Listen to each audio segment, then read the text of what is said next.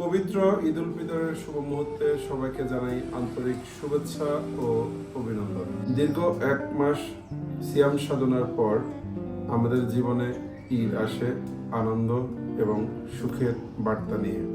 আসুন সকল ভেদাভেদ ভুলে সবাই একসাথে ঈদের আনন্দ উপভোগ করি।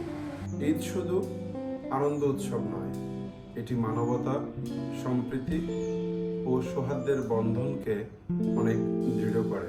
ধনী গরিব, ছোট বড় সকল ভেদাভেদ ভুলে আমরা একে অপরের পাশে দাঁড়াই, ভালোবাসা ছড়িয়ে দিই এবং শান্তি প্রতিষ্ঠায় অঙ্গীকারবদ্ধ হই।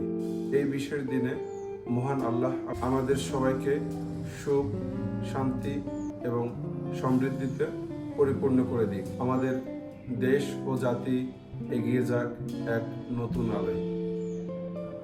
ধন্যবাদ সবাইকে। ঈদ মোবারক।